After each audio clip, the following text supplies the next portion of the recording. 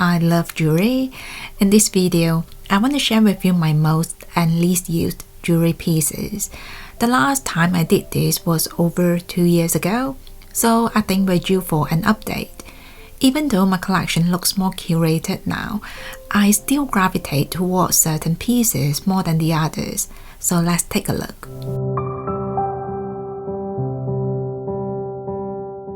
I want to talk about earrings first because they are hands down my favorite accessories.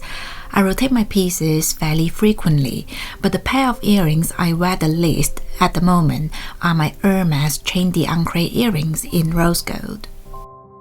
I bought these because I really adore the Hermes rose gold, plus I was also looking for something relatively simple and low-key. I've worn these Hermes earrings to work several times, but nobody's ever asked if they were Hermes or designer. I certainly couldn't say the same about my Rolex watch or Cartier ring. These Hermes earrings have a very rounded profile. The bags have been very thoughtfully designed as well. You can see they are quite broad, very rounded and polished. All these details mean these Hermes earrings are very comfortable to wear. In fact, I used to love traveling with them because they are nice to wear even when I sleep. These are the Cleef and Arpels Sweet Alhambra earrings in onyx stones and with yellow gold. I've always really enjoyed them. I especially love the sharp contrast between the black and the gold. If you're looking to build a small jewelry collection, I personally recommend the Sweet Alhambra instead of the bigger vintage Alhambra. The vintage Alhambras are classic and beautiful, and I'm certainly interested in adding them to my collection one day. But the Sweet Alhambras for me are a lot more wearable and versatile. These are lovely for just about any events I can think of, whether if it's dressy, professional, or casual. In the last 6 months, I've also been really enjoying my IDYL diamond earrings. They are absolutely beautiful, incredibly well made, and so fun to wear.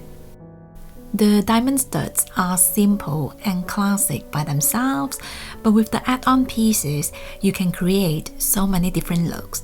This is truly a dream come true for an earring junkie like myself. In the summer, I went to London and I wore the Lucia earring for the entire trip. And when I was in the queue to get a coffee or get in the museum, a few people actually came up to me to compliment the earring. It was such a lovely conversation starter. Recently, I've added these lovely lunar earrings to my jewelry collection. I've been wanting to add a pair of hoop earrings because they are the kind of statement piece that will never go out of style. I adore these lunar. They just look so unique, chic and sparkly. Now when it comes to statement pieces, there's quite a fine line between making a statement and trying too hard. And that's why I love IDYL, because they're just so good at crafting classy statement pieces. All IDYL pieces are handmade with 14 karat solid gold, and they also feature lab-grown diamonds. This means they are a lot more sustainable, seeing there's no mining involved.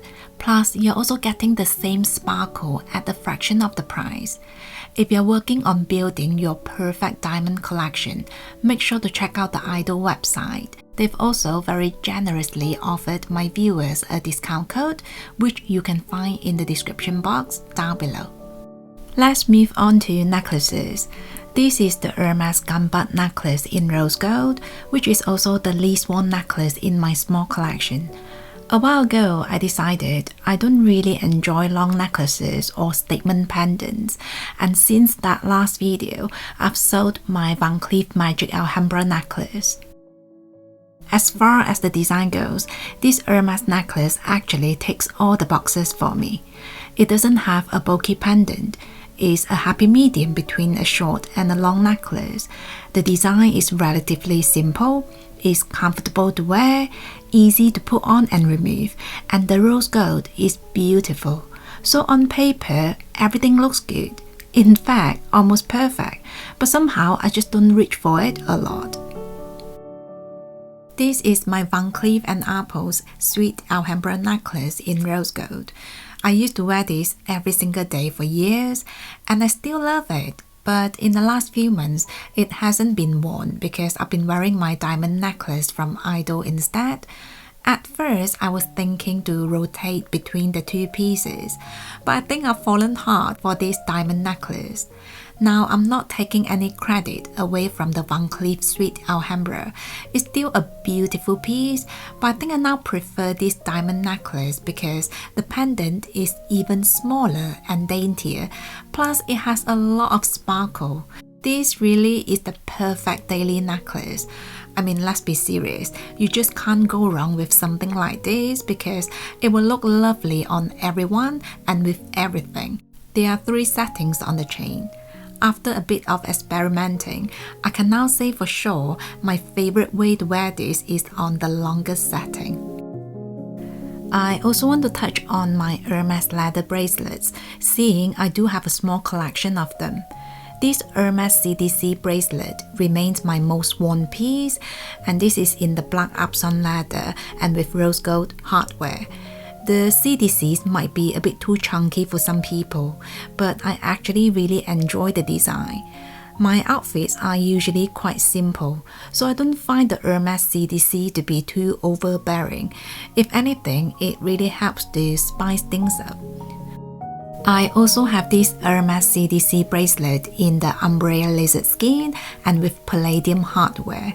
This is a stunning piece and I do reach for it, especially when I wear light color elements such as a white top and a beige color cardigan. But when it comes to jewelry, my general preference is yellow gold or rose gold. The least worn Hermes leather bracelet in my collection is my Hermes Kelly dog bracelet. This has the beautiful brown lizard skin with rose gold hardware. I think the color combination is perfect, and to be honest, it does complement the color palette of my wardrobe, but somehow I've just not been reaching for it. This Kelly dog isn't as substantial as the CDC, seeing there's a lot less hardware element on it. So if you're looking for a statement piece that's a bit lighter, this could be a strong contestant. There are 3 settings on the bracelet, and I think it looks the best when worn on the outside slot. I've actually decided to sell this Hermes Kelly dog bracelet. If any of you are interested, there'll be some information on my website and I'll leave a link down below. In terms of fine jewelry, my least worn bracelet is the Van Cleef Vintage Alhambra bracelet in rose gold. Van Cleef kindly adjusted the chain for me when I made the purchase, so this now fits me perfectly. Meanwhile, this Hermes CDC bracelet in rose gold has always been my most worn bracelet. Seeing they are both in rose gold, I just want to do a quick review about the metals. The Van Cleef rose gold has quite a heavy hue of pink. To me, it looks a bit darker and is not as vibrant compared to the Hermes rose gold. I personally much prefer Hermes if you are just comparing the rose gold quality. All that being said, that's not exactly the reason why I don't wear my Van Cleef bracelet as much.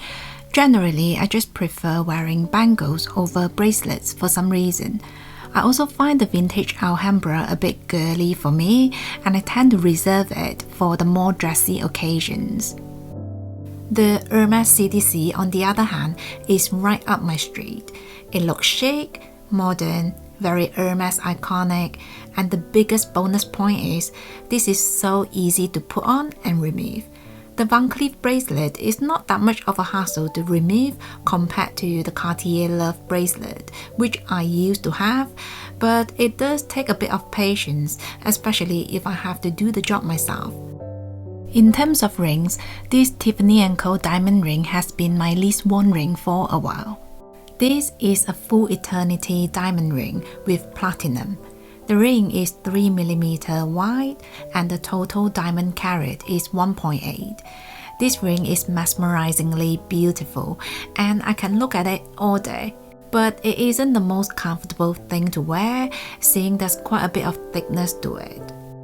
At the moment, this is another dressy jewelry piece for me, and I do avoid wearing it when I'm working, doing house chores, or even just applying my skincare.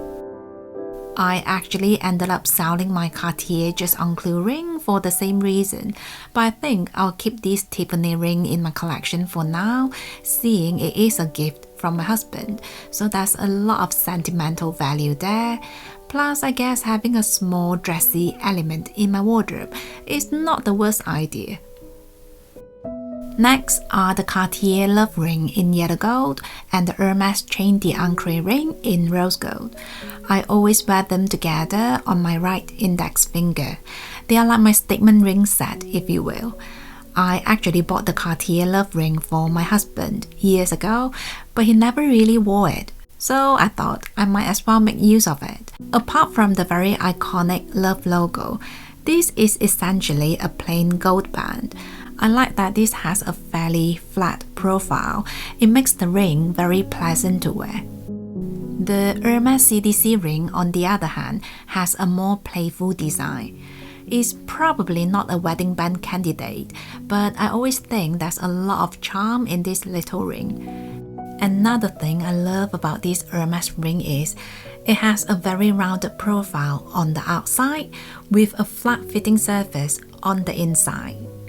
In other words, this Hermes ring sits very nicely on the skin and is very smooth to the touch, a perfect combination for a comfortable ring indeed. The most worn ring award goes to my beloved Cartier Love Ring in rose gold and with diamond pave. This remains one of my best value luxury purchases because I've been wearing it so much. In fact, I've been wearing it every day since the day I bought it. No complaint about it, I really enjoy it and it's something I'll buy again. This is still my only luxury watch, or watch for that matter. This is the Rolex Datejust 31 with white gold bezel and diamond dials. This is a timeless piece for sure. I'm really glad I went for this instead of the one with diamond bezel. I think this is a lot more wearable and it's a lot more suited to my taste, my wardrobe and my outfits. So those are some of my most and least used jewelry pieces. I hope this video will give you some ideas if you're also looking to build a curated jewelry collection. Thank you so much for being here and I will see you soon.